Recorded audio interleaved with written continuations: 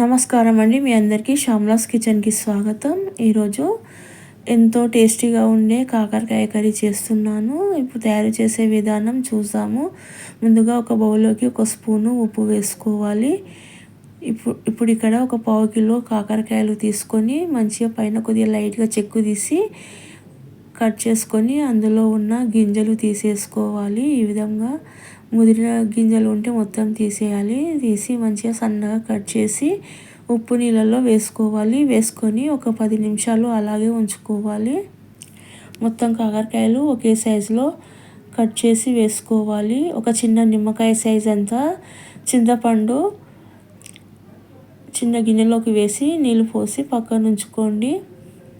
ఒక 5 నిమిషాలు నాననివ్వాలి. అలాగే 50 గ్రాముల నువ్వులు తీసుకోవాలి. ఇప్పుడు పొయ్యి పైన కడాయి పెట్టి కడాయి వేడెక్కిన తర్వాత నువ్వులను వేసి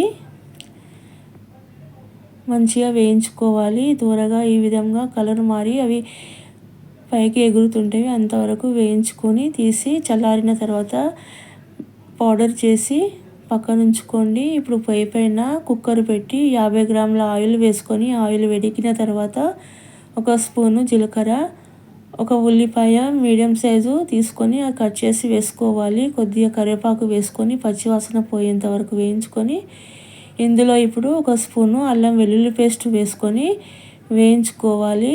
ఇప్పుడు ఒక స్పూను పసుపు వేసుకోవాలి.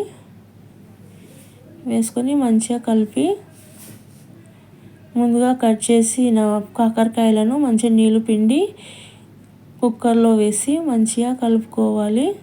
పచ్చివాసన పోయేంత వరకు ఒక 5 నిమిషాలు కలుపుతూనే ఉండాలి. మంచిగా అడుగు మాడకుండా పొయ్యి మీడియం ఫ్లేమ్లో ఉంచి కలుపుకోవాలి.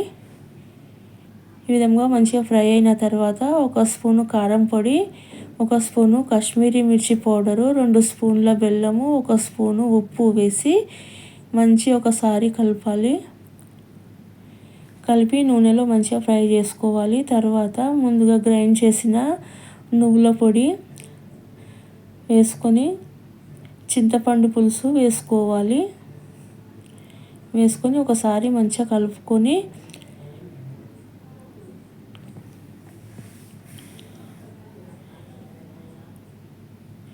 ఈ విధంగా మంచిగా కలుపుకొని ఆయిల్ పైకి తేలుతుండగా ఒక కప్పు నీళ్ళు పోసి మంచిగా కలుపుకోవాలి. ఇందులో ఇప్పుడు 1/2 స్పూను మెంతి పొడి, 1/2 స్పూను జీలకర్ర పొడి వేసి కలిపి కుక్కర్ మూత పెట్టి ఒక 2 విజిల్స్ వచ్చేంత వరకు ఉడికించుకోవాలి. స్టవ్ ఆఫ్ చేసి కుక్కర్ మూత చల్లిన తర్వాత మూత తీసి కర్రీని ఒకసారి కలుపుకొని కాకరకాయ ఉడికిందా లేదా చెక్ చేసుకొని తీసి ఒక బౌల్లోకి సర్వ్ చేసుకొని పైనుంచి కొత్తిమీరతో గార్నిష్ చేసుకుంటే అంతే, వేడి వేడి కాకరకాయ కర్రీ రెడీ అయింది. ఈ కాకరకాయ కూర చాలా టేస్టీగా ఉంటుంది. కాకరకాయ కూర తినని వాళ్ళు కూడా ఎంతో ఇష్టంగా తింటారు. ఇందులో బెల్లము నువ్వులు వేసాం కాబట్టి కమ్మగా ఉంటుంది. తీయ తీయగా కారం కారంగా పుల్ల పుల్లగా చాలా టేస్టీగా ఉంటుంది. అది చేదు అనే మాటే ఉండదు. చాలా టేస్టీగా ఉంటుంది.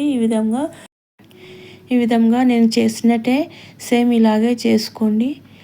అంతే, చాలా రుచిగా ఉంటుంది. అసలు చెప్పలేను, చేసుకుని తింటే మీకే తెలుస్తుంది. ఒక ప్లేట్లోకి వేడివేడి అన్నం వడ్డించుకొని 2-3 గరిటెల కాకరకాయ కూర వేసుకొని తింటే చాలా రుచిగా ఉంటుంది. ఈ వీడియో కనుక మీకు నచ్చితే తప్పకుండా లైక్ చేయండి, షేర్ చేయండి, సబ్స్క్రైబ్ చేయండి. ఇంకొక మంచి వీడియోతో కలుద్దాము. అంతవరకు సెలవు. నమస్కారం. Thank you. Please subscribe.